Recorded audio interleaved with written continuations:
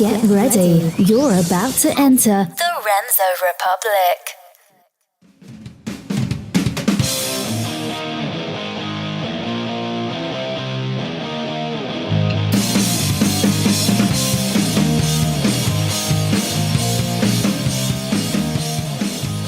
Ladies and gentlemen, welcome back. It's season 3.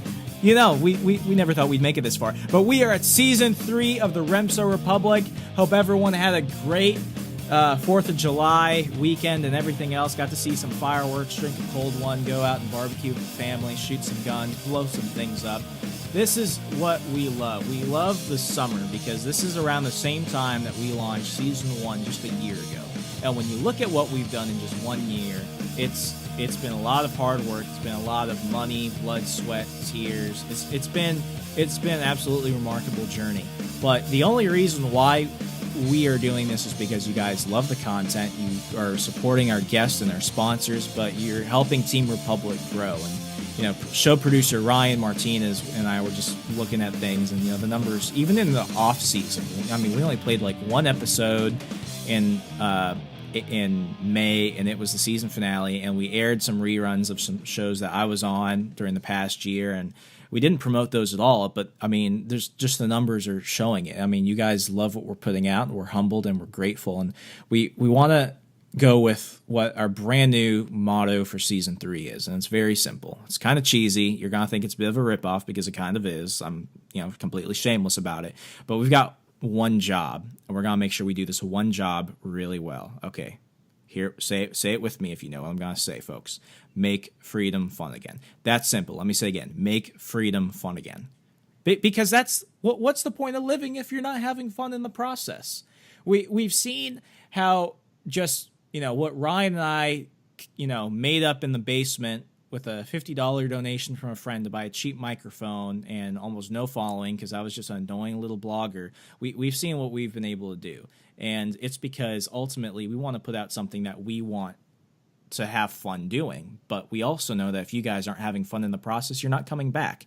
And, I like to say that things overall, like I know everyone makes it look like on the news that we're about to all go to hell. But overall, like I kind of like the way that things are going. You might disagree with me, you might agree with me, but I kind of want to start off the show with kind of a state of liberty. Think of it as the Remso Republic State of the Union. But I'd be doing all of you a disservice if I didn't go ahead and introduce our guest, who will be joining me of the State of Liberty right now as we enter Season 3. If you've been hanging on for a while, you know that this is probably something you've seen coming for a while. He's been with us since the very, very beginning, and he's here to kind of, touch bases and see where we're going ahead. Ladies and gentlemen, from the Lions of Liberty podcast, the one, the only, he's the Jew that runs the zoo, Marc Clair. Marc, welcome to the program, man. It's like you basically, you're essentially part of Team Republic at this point. It would not be a season premiere if you were not part of it. As long as my official title for Team Republic can be the Jew that runs the zoo, then I'll do whatever you want. Well, duh.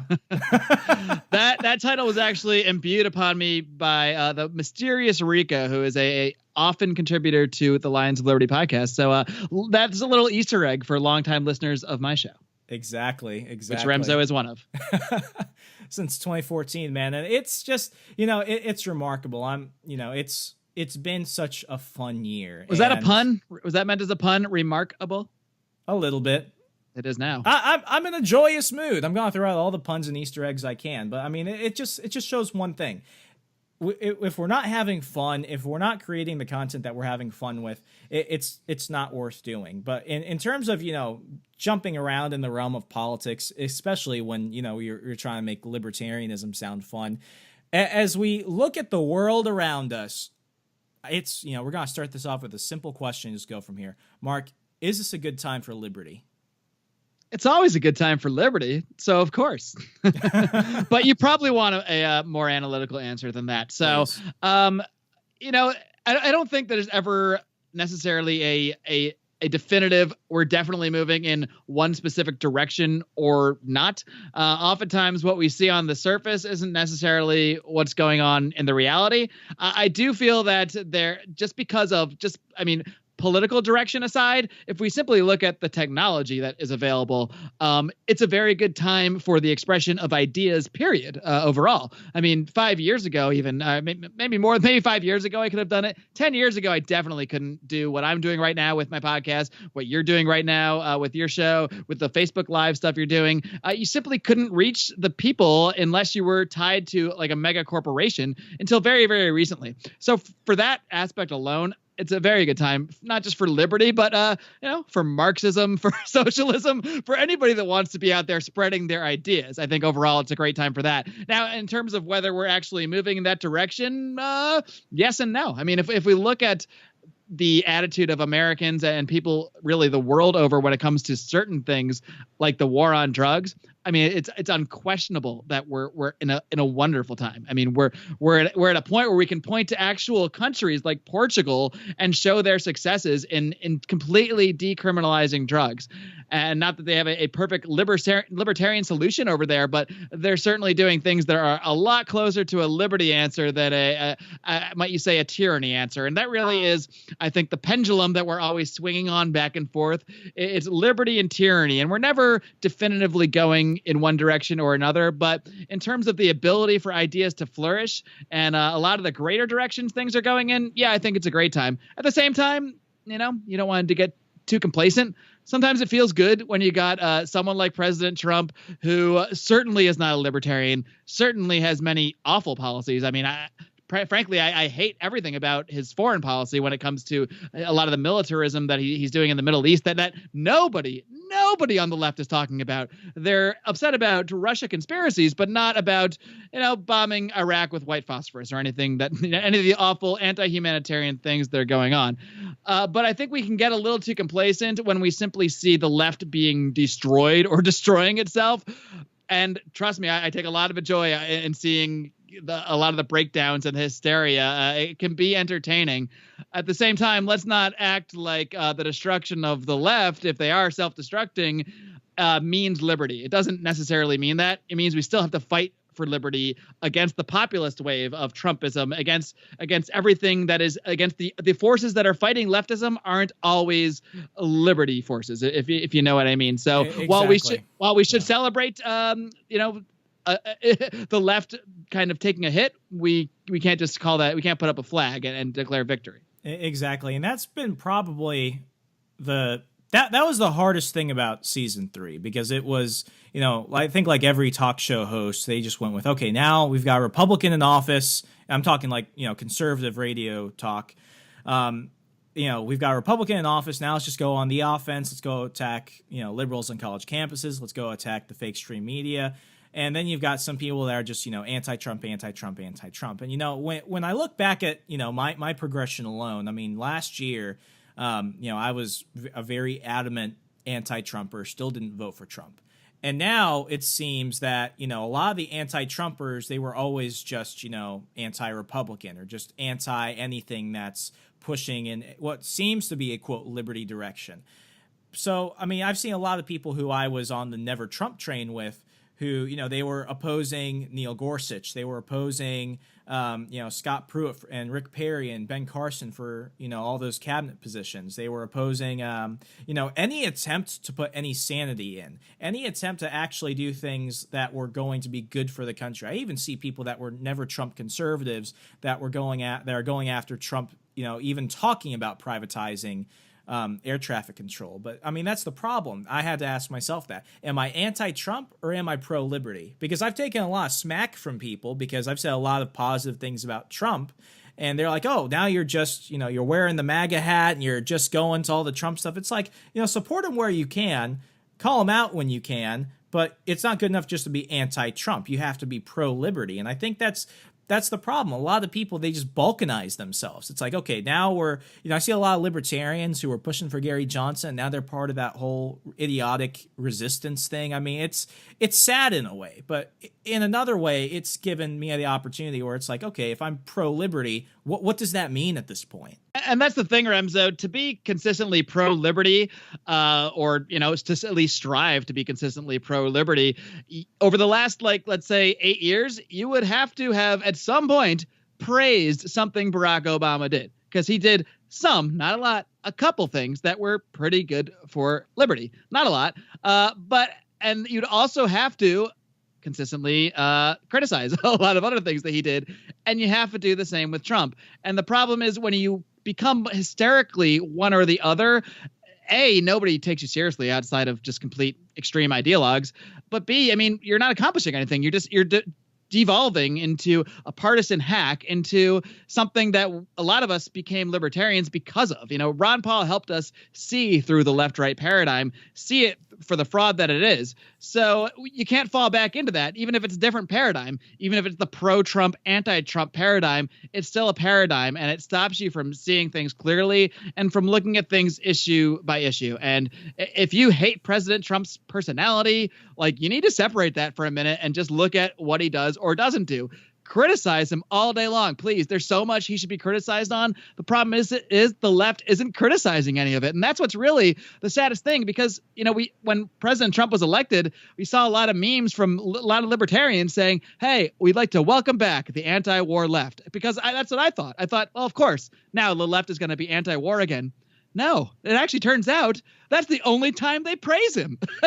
They only praise him. I mean, Jack Tapper was practically having an orgasm on air describing the airstrikes in Syria. It's the only time that the left seems to get all glossy-eyed for Trump is when then they recognize some of the aggressions in his foreign policy. It's really mind-blowing. So not only has the one principled stance that the left used to consistently take completely dissipated, their anti-Trump hysteria is such that there is no criticism left. There's no valid criticism of Donald Trump coming from the left whatsoever, because there is plenty of valid criticism that should be there, but they ignore it. They ignore it entirely so that they can just push, that he's a masochist, a racist, and all the anti-Russia tropes, all of this stuff that is just repeated ad nauseum, while they completely ignore his policies. I mean, almost to the point of absurdity. Exactly. And Mark, we're going to go ahead and keep this conversation going, but first we're going to go ahead and hit our first commercial break. Folks, hang on tight. We're continuing with the State of Liberty right after this. Let's make freedom fun again. Take the show on the go by subscribing to the Rimzo Republic on iTunes, SoundCloud, Stitcher, TuneIn, Google Play, and YouTube. Don't be left out. Hey everyone, the Johnny Rocket Launchpad is Liberty. Each week we strive to bring you the best guests in talk radio. The Johnny Rocket Launchpad delivers weekly interviews of noteworthy politicians, experts, and activists. The Johnny Rocket Launchpad is bringing the party to the Libertarian Party and launching ideas in your direction. Check us out at johnnyrocketlaunchpad.com. You can hear me, Kurt Nelson, and the beautiful Heather Nixon talk about the ideas of liberty, rock and roll.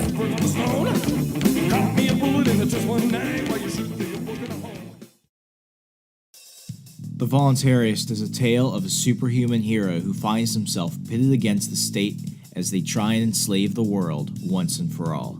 He's a young man with extraordinary powers created by a chance encounter with cosmic radiation, and his personal mission is to rescue his parents from the state as they try and take over everything, life, liberty, and property, as the world cowers in fear.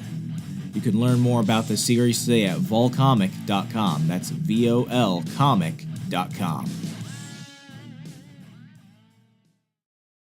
Make sure to visit libertarianwingmedia.com, where you can find articles written by libertarians all over the world on all of today's issues. Check out our podcast network with monthly and weekly podcasts. Check out our Libertarian t-shirt store with t-shirts like Make Markets Free Again and Make Markets Not War. And you too can become an author at Libertarian Wing Media and write what you want when you want. Just email alexmerced@alexmerced.com. Thank you very much.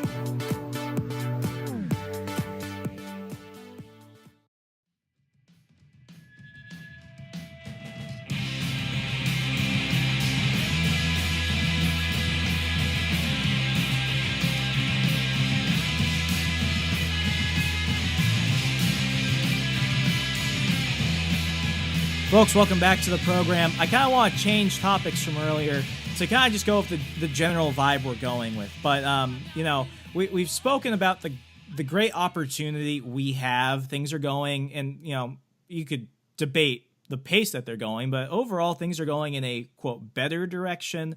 Something I've been really able to profit from the past couple months, Mark, is the fact that no one loves the fake stream media anymore. No one likes to even come up with excuses for them anymore. I mean, they've lost all credibility. So that's good for guys like us. I mean, I'm not complaining at all. I am loving this.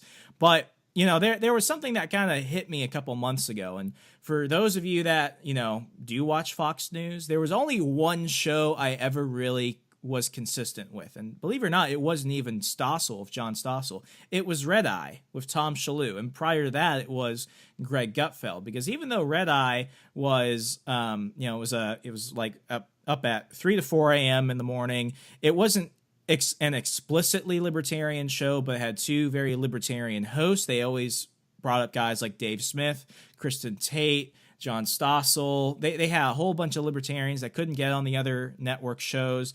It was a show that talked about politics with, the fact that we can't take it too seriously. And it wasn't the fact that they were, just not taking certain things seriously, but they were trying to have fun in the process. It's not like we forget when something should be taken seriously, but we don't know how to laugh anymore. Everyone takes offense to everything. Everyone needs to be super serious about everything.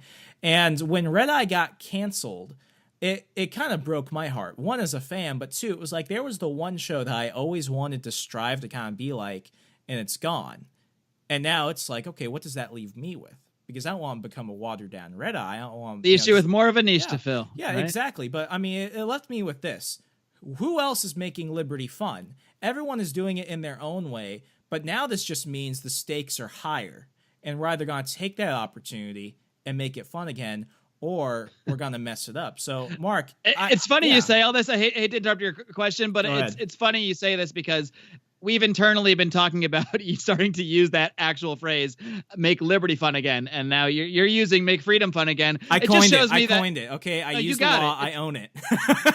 you got make freedom fun. We've got make liberty fun. But the point is, we all have the same idea here, is that, the stuffiness of political conversation has just got to go. And look, there's a lot of shows like Tom Woods does a pretty serious show. Jason does a pretty serious show.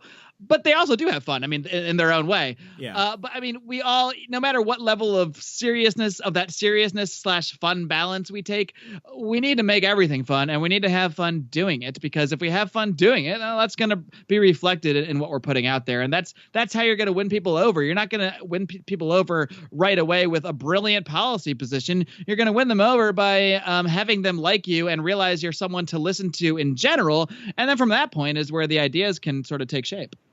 Here's the one problem that I've been facing, though. A lot of people, libertarians, we don't have a very positive stereotype. We're either the crazy guys or the guys that strip at conventions or the guys that don't know where certain places on the map are. And for the most part, I have a lot of libertarian friends, but a lot of the libertarians that I do personally know, for the most part, they try so hard to let everyone around them know they're a libertarian. They're like vegans and CrossFitters. How do you know who they are? They'll tell you, I'm a vegan, I'm a CrossFitter, I'm a libertarian. Do you think we have a negative, boring, stiff, somewhat antisocial stereotype? Oh, boy. It's hard to say what the stereotypes of libertarians are, because especially for me out here in California, we're kind of an enigma to most people. Most people don't really know what a libertarian is. They have ideas in their mind about what a libertarian is, and they may have gotten those ideas from various places. One of them might be Gary Johnson. I mean, to this day, I still hear jokes at work from people about Aleppo, and I don't even know if that's a bad thing, because at least they recognize now that they're talking about it. Yeah, exactly. I mean, yeah, maybe it wasn't the best thing for his individual perception, but that Aleppo running joke, I mean, I actually think it helps the libertarians stay on the map in a way, because that Aleppo joke is still alive. It's alive right now, and that kind of thing. But if you embrace that sort of thing in the right way, it can help. If you can show, and I think Gary sort of tried to do this, but he did it so unspectacular that it actually made things worse for him when he tried to embrace the Aleppo joke. So maybe Gary shouldn't do it, but I think others of us can. But it's not only that; it's really just embracing the I don't want to say unseriousness of the world and politics, because this stuff is serious. These are life and death, quite literally life and death issues that we're talking about. But if you come at things from the doom and gloom perspective, I mean, then that is going to be the stereotype. I mean, I think one stereotype out there is that the libertarians are the ones that are always talking about the economy crashing and apocalypse and preparing. And these are all things that are possible and all things we should promote. Preparing, financially preparing, having food on hand, having water on hand, all good ideas. But if that's all you're harping on 24/7 a day, and you're seen as the doom and gloom guys, who the hell wants to hang out with those guys? Not me. I mean, I want to face reality, but I don't want to live in a world where I'm constantly waiting for the apocalypse. That's just not a fun place to be. Yeah, I mean, I completely agree. It's the fact that I think for a lot of libertarians, because they are treated, I mean, they're like everyone's awkward albino redheaded stepchild. I think when they do finally get a voice, or they do finally get an opportunity to give their opinion in front of an audience, they typically go for everything at once. It's like going on a first date with someone, and it's like you look them in the eye and you're like, wow, this is really going well. Did I mention I have crabs and I'm bankrupt and I still live at home? And I don't have a car, and I have a crime record. Oh, and I'm also an alcoholic. And that's a good point, because if now look, that person, this hypothetical person you're describing on the date could very well be a wonderful person worth being in a relationship with. But if you lead with all of that crap, the person on the other end of that table is probably not even going to get to find that out. So it doesn't mean you need to, forget about all that stuff, but it does mean you need to maybe make the initial conversation a little bit different. It does mean you need to approach things in a different way. Maybe on that first date, he should not say any of that and just have a good time, show you're a fun person. And maybe as they go, they learn about some of the stuff, and maybe they're learning about it in a more positive way. They're learning about how your time as an alcoholic actually made you a stronger person. They're learning about how your time as a felon actually made you a stronger person. But if they only learn that stuff, they're not going to learn that stuff if you lead with it all. You know what I mean? If you lead with the warts, then they're only going to see the warts. Very true. Very true. I guess that's almost a literal pun, since you mentioned that. I don't have a car, but my calves are just absolutely ripped. Folks, we're going to go ahead and wrap up the show, but first we're going to hit our final commercial break. Hang on tight. The conversation continues. We'll be back in a moment. We'll be back shortly. Visit rimzorepublic.com for all available content.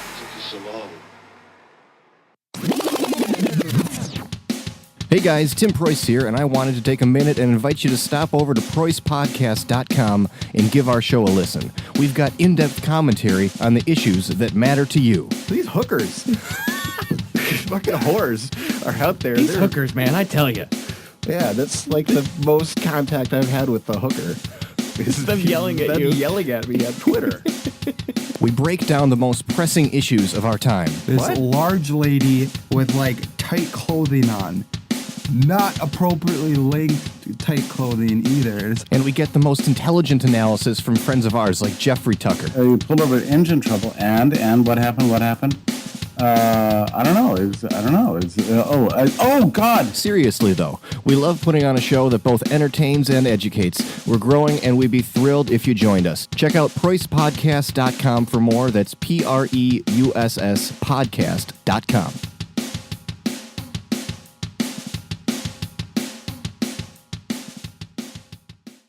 Make sure to subscribe to all the podcasts on the Libertarian Wing Media Podcast Network on Google Play, iTunes, and Stitcher, such as the Alex Merced Cast, with interesting interviews with interesting people every week. Breaking Progressives, spending time every week breaking down left-wing narratives and showing what's real and what's fake. Economics Why Not? A weekly look at economics and applying economic principles to daily life. Better Today, a weekly podcast where we take a look on ways to improve your life and be better today.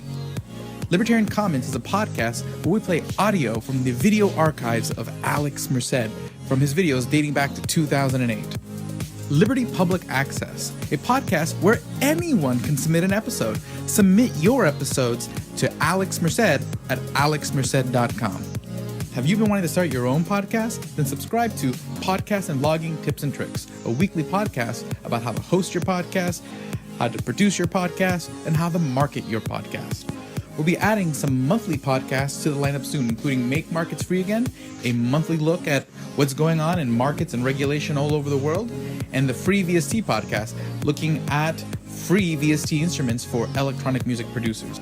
Listen to these podcasts by going to libertarianwingmedia.com or subscribing on iTunes, Stitcher, or Google Play.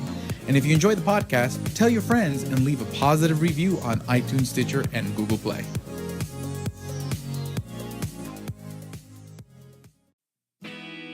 Are you looking for a podcast that represents life, liberty, and free movement of ideas? Well, look no further. The Classical Liberal Podcast is here for free speech and the latest in American politics. Come tune in for liberty with Alex Shaw at theclassicalliberal.weebly.com. That's classicalliberal.weebly.com.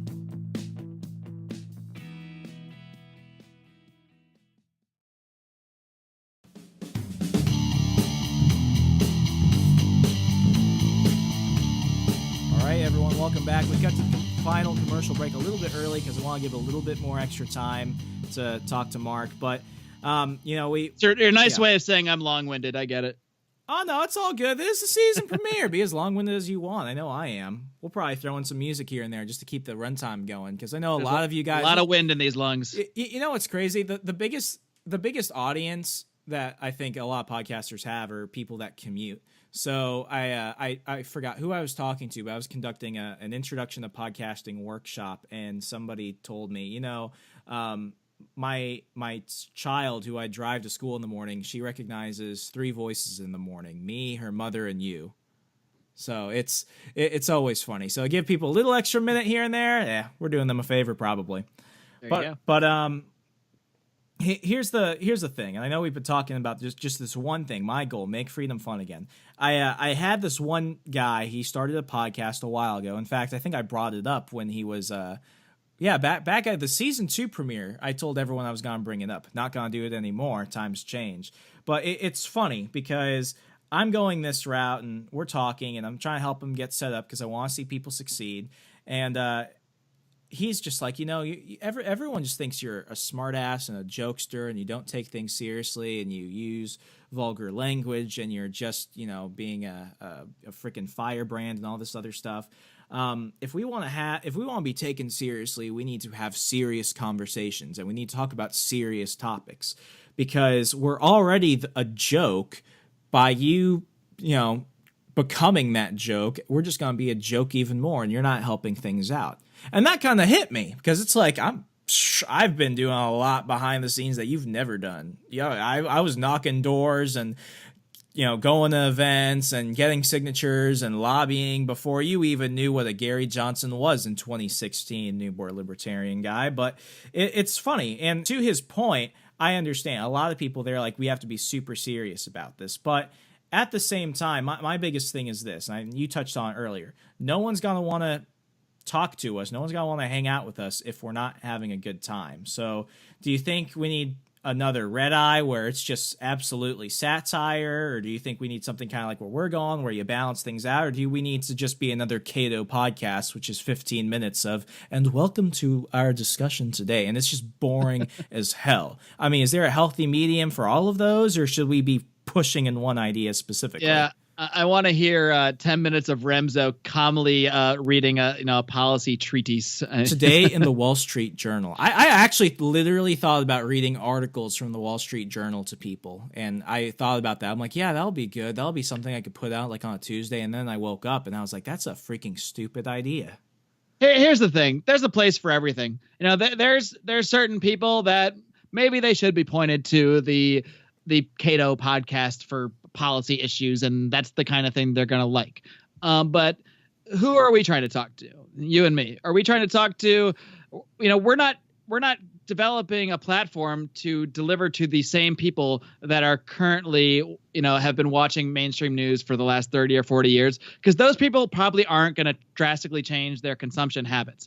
Who we're really talking to are people that either grew up with some of that in their household and hated it because their parents watched it and are just sick of it and sick of the BS, or people that really weren't even interested in this stuff at all and are finally hearing some voices that are more like them, that are more like real human beings and not just talking heads calmly reading their policy paper out to everybody so that they fully understand the intricacies of the idea. Look, it's important to understand the intricacies of ideas, but I think there's different roles for everybody. And I think the role for, podcasts like ours is to really interest people in the ideas of liberty. If you really want to get into the nitty gritty of some policy things, well, I do bring on a lot of guests that do that, first of all. But second of all, those are out there. The papers exist. Cato exists. All of the books over the years by Mises, Hazlitt, this stuff is Hayek. All of that stuff exists. So we don't need to redo it. It's already there. And if people want that, they can be pointed to it. There are plenty of platforms for the more dry delivery. But to me, that's not what interests me. That's not the kind of podcast I want to listen to. When I started this podcast, when I started Lions of Liberty, I started it because I wanted to hear interviews with people in the liberty movement, and I couldn't find them. I literally couldn't find them. I mean, now Tom Woods is out there, so that might sound ridiculous. I started my show actually, I think just a couple weeks before Tom did. Obviously, he's taken off, and he's Tom Woods, and he grew that thing a lot faster than I've been able to. But when I was starting my podcast, there was no place to find that. I looked. I could not find the show that I wanted to hear. So I had to create it. I had no other option. I guess I got to complain about it or create what I wanted to hear. So that's what I went out and did. And I think that's the kind of thing that we have the ability to do in our current age, and why it's such a great time to not just be a libertarian, but be anybody who wants to promote something, whether it's charity or your business. It doesn't matter. We live in a wonderful time to be able to communicate and deliver our message to people, whatever that message is. Exactly. And you know who the Fabians are, right? The Fabian socialists? Yeah. I've heard of them. Yeah. I mean, what was their biggest thing? I don't know. You're gonna stump me here.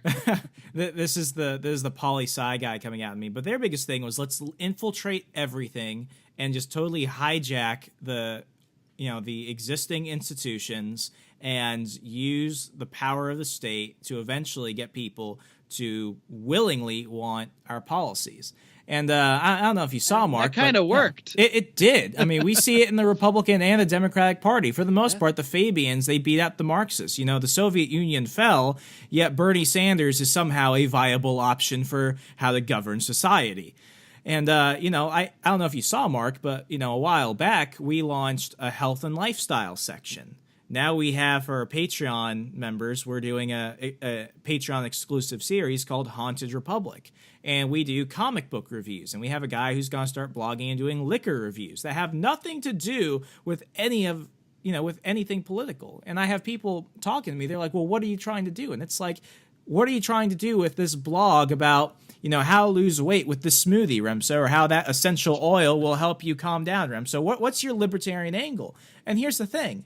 My angle is I want you to read the article, and if you're reading something about a good, healthy smoothie, I want you to use that recipe. And then they're like, well, what does that have to do with growing the message? It's, maybe if you read that article on the smoothie recipe, or you're really into ghosts and you watch an episode of Haunted Republic on Patreon or something like that, maybe you'll go back and listen to the episode where Mark and I were talking about how to make freedom fun again. Maybe you'll listen to the episode of Jordan Stein from Gun Owners of America, and you'll rethink your gun stance. Maybe you'll become a libertarian because first you wanted the smoothie recipe. There you go. Yeah. I mean, it's all about bringing people into this conversation. I think that's the important role that people in our position can have. And there's a lot of ways to do that. And the way to do it isn't necessarily by just hammering on the same exact libertarian topics over and over and over and over. And that's why I try to bring people in from different walks of life that are doing different things. I mean, and there's so many people out there doing it. There's people, our friend Johnny Adams is out there making the Liberty Force comic. You got Eric July with Backwards. You got people doing stuff in so many different realms, and that's what we have to do. And they're doing that for a reason. I mean, you could say, why are you rapping, Eric July? That's not liberty, but he touches on a lot of liberty themes. But not only that, even if someone just likes Backwards and isn't really interested, isn't thinking about their songs politically, I don't know, you're still going to end up on Eric July's fan page, and suddenly you're going to see some libertarian stuff. So there's a lot of ways to bring people into your ideas, and they're not always by just saying the same ideas over and over. Exactly. Mark, we've got to wrap up the show, but just, one last question. For people that are trying to break into, entertainment media, that are trying to do that explicitly to promote the message of liberty, what's the biggest thing you think they should avoid doing? Like the biggest mistake you often see? Because I see people that spend thousands of dollars and they read all the books and they try and do all the obvious things, but then they start and they just completely flounder and flail and they're done before they knew it. What's the biggest thing you wish people could avoid? Well, I would try to emphasize avoiding, thinking that you're going to solve the world in a week. You're not going to get what you want. You're not going to produce whatever product you want or craft whatever message you want overnight. And you're going to experience a lot of frustration, not only right away, but the entire time. There's not a week where I don't end up frustrated over something podcast related, even if it's just logging in and seeing numbers that are a little lower than I wanted them to be. And then I get annoyed by that for a few minutes and then I move on. Because that's going to happen, because things are going to ebb and flow, and you're going to run into pitfalls. And I think the biggest thing people do is they're not ready for that, and they kind of assume everything is going to go smoothly. And the second they don't, a lot of people bail. And that's why the average podcast, I think, lasts no longer than 7 episodes. And that's not because podcasting is impossible or really, really hard, but it does take consistency and it does take persistence. And you're going to need those qualities because you're going to run into a lot of pitfalls along the way. You're going to run into a lot of frustrations and you're not going to see the payoff right away.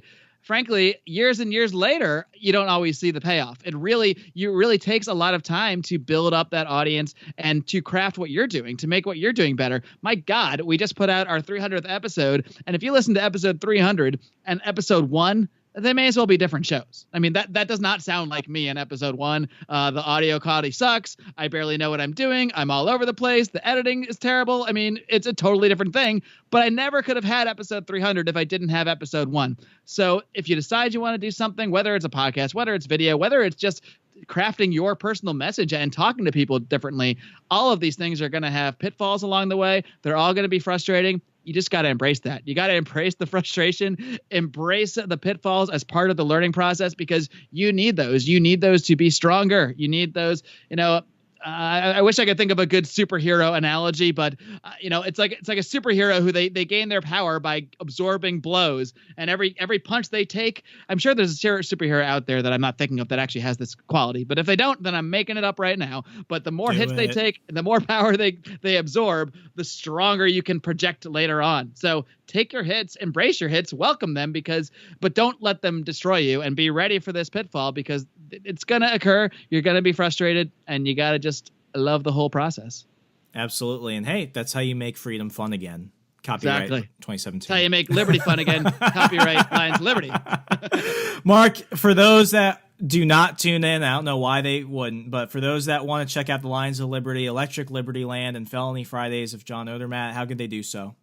For all you crazy cats that are not currently listening to Lions of Liberty, and as Remzo mentioned, we have several shows per week. I started the podcast 3 years ago with the support of some friends of mine, John Odermatt, Brian McWilliams, most notably, and those two have gone on to have their own spin-off shows on our podcast feed. So every Wednesday, Brian looks more at culture and current events, comedy, that sort of thing with Electric Liberty Land, and then John Odermatt takes really a hard-hitting look at the criminal justice system, and he's got so many amazing guests. I mean, people that have had their sentences commuted by President Obama, people that were in jail for life that later got out, lawyers, experts in the field, all sorts of really amazing stories. So really, I highly recommend checking out all our shows. You can, of course, do that by going to our website, lionsofliberty.com. You can, of course, find us on iTunes, on Stitcher. You know how this stuff works. We're everywhere podcasts are. We also have a YouTube channel where all we do right now is really just toss up the audio of those interviews and the other episodes we do, but hoping to do a little bit more with that down the road. But find us on social media, of course, Lions of Liberty, Facebook.com/Lions of Liberty, Twitter @Lions of Liberty. You guys know how the internet works. Follow us everywhere because we're having fun and we're loving liberty. Outstanding. Mark, this would not have been a season premiere without you. Thank you so much for coming back on, man. It's always a blast. Peace, Remzo. It's been a good time. Folks, you heard the whole thing, but it comes down to this: make freedom fun again. And I don't want to, preach or pitch, but I've got one way that you guys can do it while we're getting rewards in the process. We started our own Patreon support program. It's a rewards program where for $2 a month, and you throw that away in pocket change, just $2 a month, you get exclusive sneak peeks, you get exclusive episodes. We have our satire series where I interviewed, quote, Alex Jones, my friend Nick Buffard, who did an amazing Alex Jones impression.